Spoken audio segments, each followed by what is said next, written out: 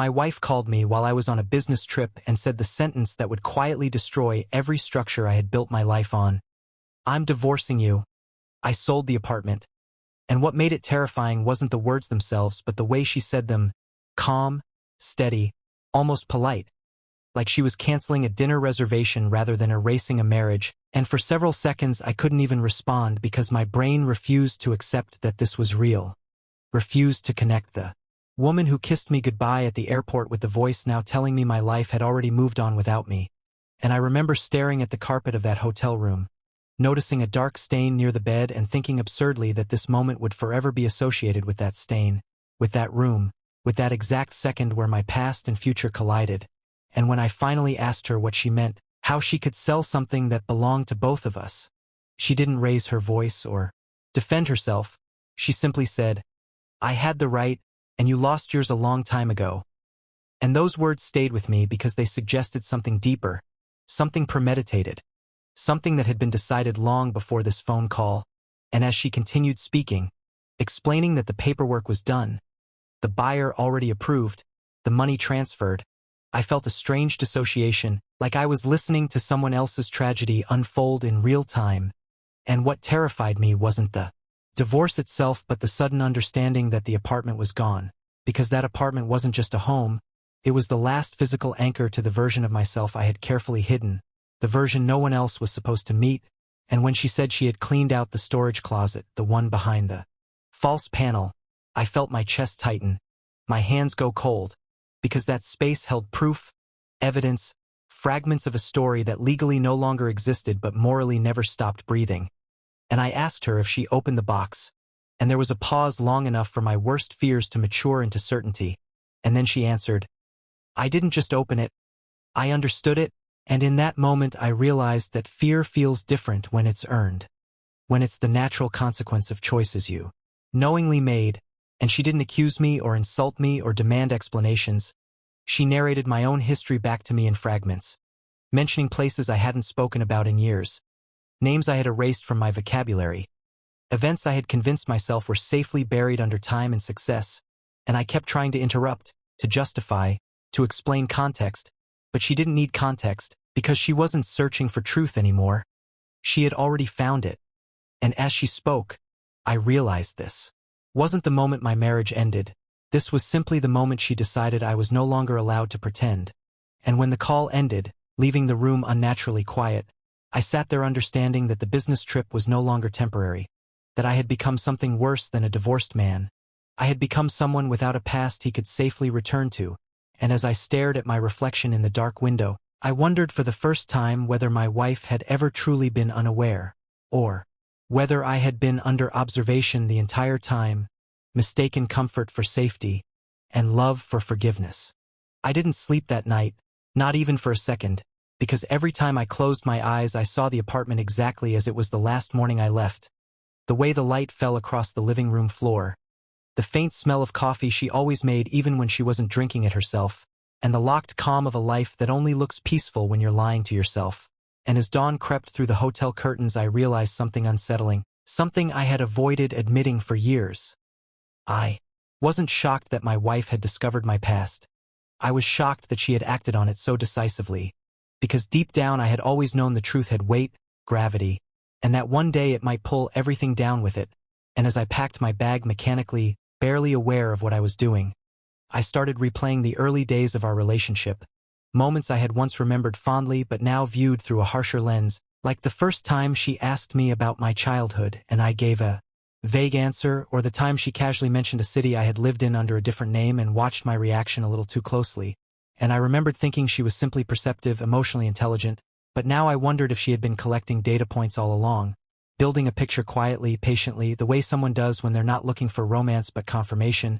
And on the flight back home, surrounded by strangers scrolling through their phones, laughing, living ordinary lives, I felt completely detached from humanity, like I was observing a species I no longer belonged to, because my entire adult life had been constructed on a version of reality that only existed as long as no one asked the wrong questions, and my wife had asked them, not loudly, not aggressively, but persistently over years until the answers revealed themselves without needing to be forced. And I realized then that the locked box she found wasn't the beginning of the end.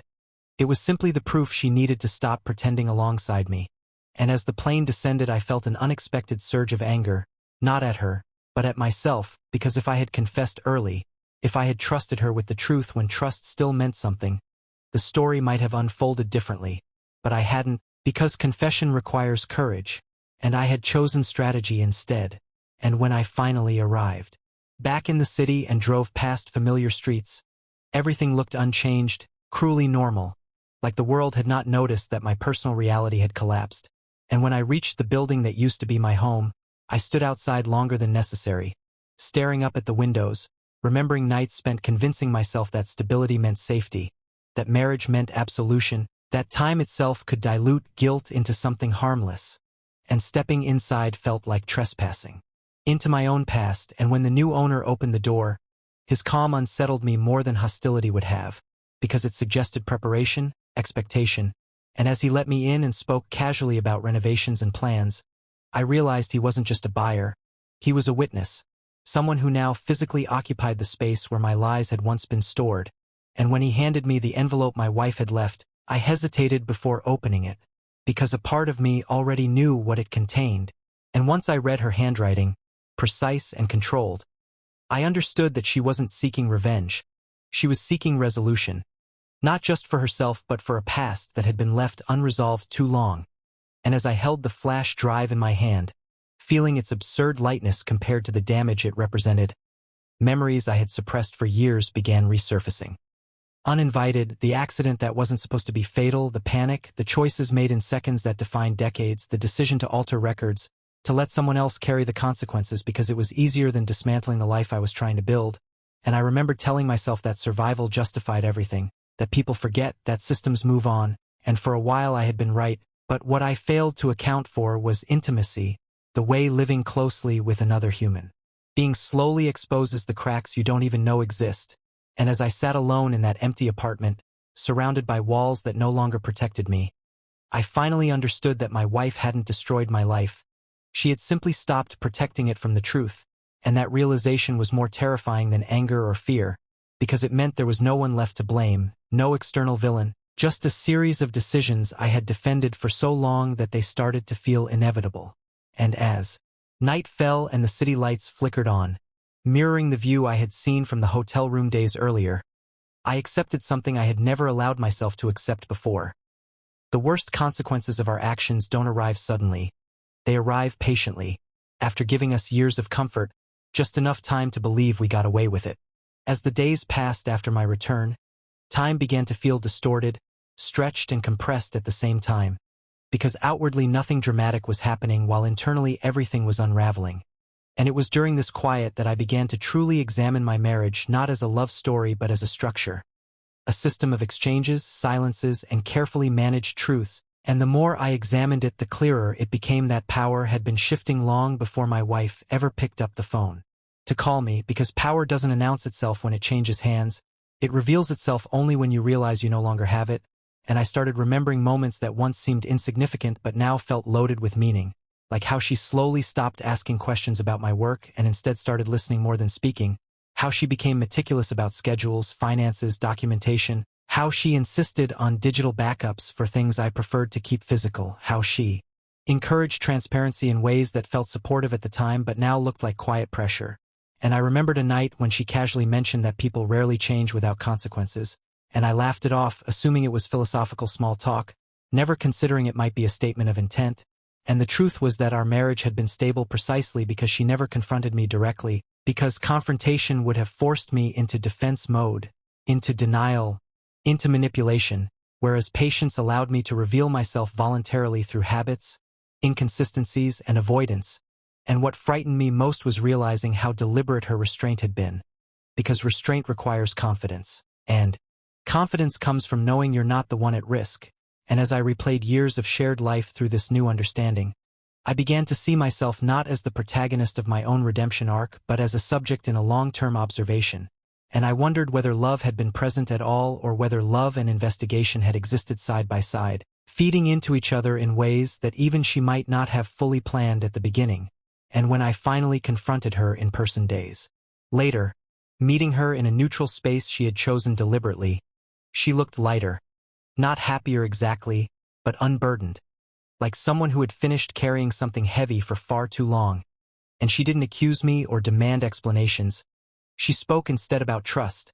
About how trust isn't the absence of secrets but the willingness to be accountable for them. And she told me that the moment she realized I would never volunteer the truth was the moment she stopped seeing the marriage as a partnership and started seeing it as containment, a way of keeping me stable, predictable, and visible while she decided what responsibility meant in a situation where the legal system had already failed once. And when I asked her if she ever loved me, she answered honestly in a way that hurt more than cruelty would have, saying that she loved the version of me she hoped would emerge when honesty became unavoidable, and that love kept her patient longer than logic would have. But patience eventually turns into resolve when hope stops producing results. And as she explained how she documented everything, how she secured copies, timestamps, corroboration, not out of malice but out of obligation to the truth itself, I felt something inside me collapse because I realized the ultimate shift in power wasn't that she could expose me. It was that she no longer needed to threaten exposure. She had already accepted whatever outcome would follow, and that acceptance made her untouchable. And as the conversation ended with no shouting, no tears, just a quiet finality, I understood that the most dangerous person isn't the one seeking revenge. It's the one seeking closure, because closure doesn't negotiate, it doesn't bargain, it doesn't need permission.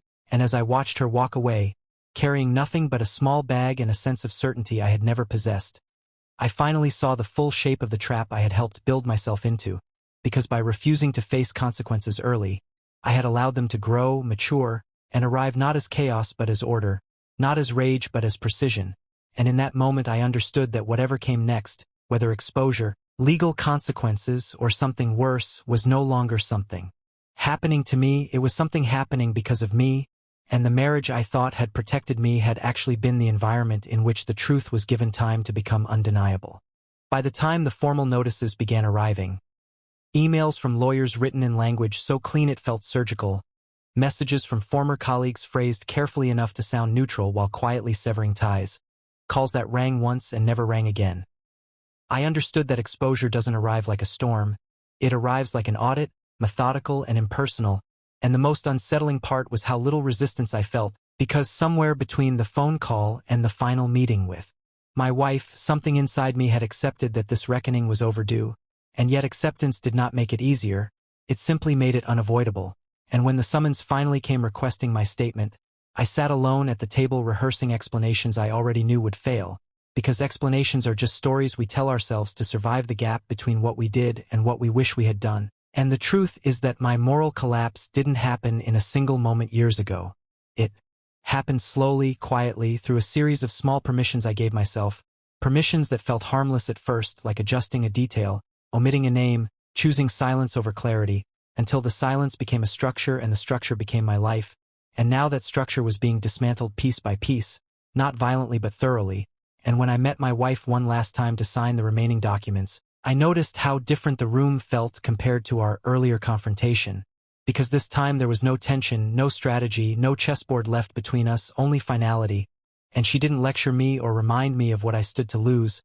She spoke instead about responsibility, about how responsibility isn't about punishment but about alignment, about living in a way where your private actions and public identity are no longer in conflict, and as she spoke I realized something deeply uncomfortable. She wasn't trying to hurt me anymore because she no longer needed to, the truth was already doing that work on its own.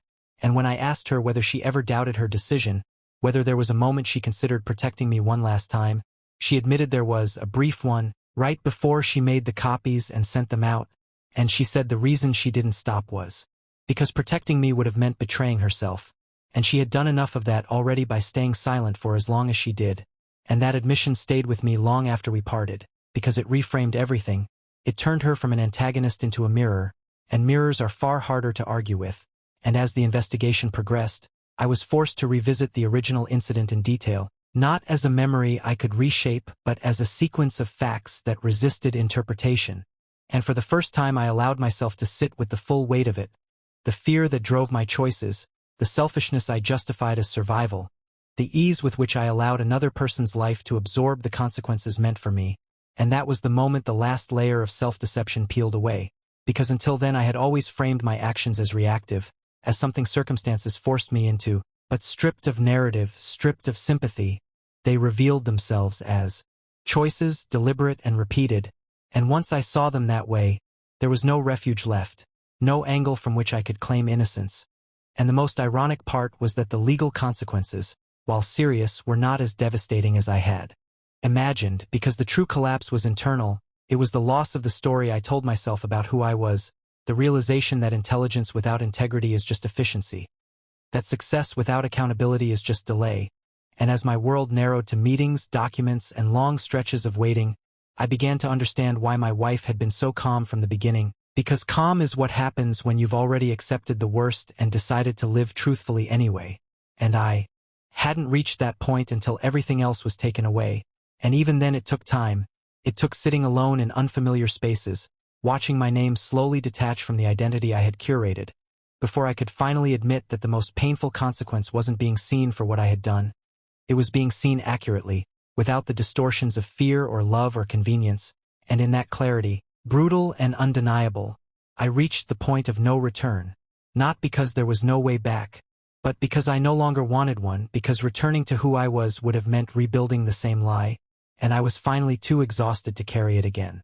The final stage didn't arrive with sirens or headlines the way I once imagined it would. Instead, it arrived quietly, almost gently, like a closing door you don't hear until the room goes silent. And it was in that silence that the last and most unsettling truth revealed itself, because as the process moved forward and my past became something other people discussed in controlled tones and official language, I began to understand that the story wasn't actually about punishment or justice in the way I had always framed it in my fears. It was about completion, about bringing something unfinished to its natural end. And the final twist wasn't that my wife had outplayed me or that the system eventually corrected itself. It was that I had misunderstood the nature of consequence all along, believing it to be an external force imposed on you, when in reality the most enduring consequence is internal alignment, the moment when you can no longer pretend you are separate from what you've done. And one evening, long after the paperwork was signed and the calls had stopped, I sat alone in a small rented room, far from the apartment that once symbolized safety, and for the first time in years I felt something close to peace, not relief, not happiness, but the absence of friction, because for the first time my inner narrative matched the reality everyone else could see, and that coherence, painful as it was to reach, felt strangely grounding. And I realized then that my wife's final act hadn't been exposure, it had been removal. She removed the buffers, the hiding places, the excuses, not to destroy me but to give me back to myself without distortion. And the irony was that only after losing the marriage, the home, the identity I had polished so carefully, did I finally understand what responsibility actually meant, because responsibility isn't about fixing the past, it's about stopping the future from being built on denial. And I thought often about the man who had paid the price for my choices years ago, about the weight of a life altered by my silence. And I understood that no outcome could fully rebalance that scale, that some debts can never be settled, only acknowledged, and that acknowledgement is not redemption, but it is the beginning of honesty. And as time passed and my life simplified into something smaller but more real, I noticed how differently I moved through the world, slower, more attentive, no longer scanning for threats or inconsistencies, because there was nothing left to protect. And in that vulnerability I found a strange strength, the strength of not having to perform. And sometimes late at night I replayed the memory of that phone call, the calm in her voice, the finality of her words, and I realized that what had sounded like cruelty at the time was actually clarity, the kind of clarity that only comes when someone has already done their grieving and chosen truth over comfort. And I understood that our marriage hadn't failed suddenly. It had completed its purpose. It had carried the truth long enough for it to become undeniable. And when I finally stopped seeing myself as the victim of her decision and started seeing myself as the product of my own, the story settled into its final shape, not a tragedy, not a cautionary tale, but a quiet reckoning. And if there is any lesson buried in the remains of what I lost, it's this. The past doesn't chase you, it waits for you to be ready to stop running. And when it finally catches up, it doesn't ask for drama or excuses, it only asks that you look at it directly and accept that the life you live afterward will be smaller, harder, and infinitely more honest. And in that honesty, stripped of illusion and performance, there is a kind of freedom no lie can ever offer. And that is where my story ends, not with punishment or forgiveness, but with the simple, irreversible act of telling the truth and living with it.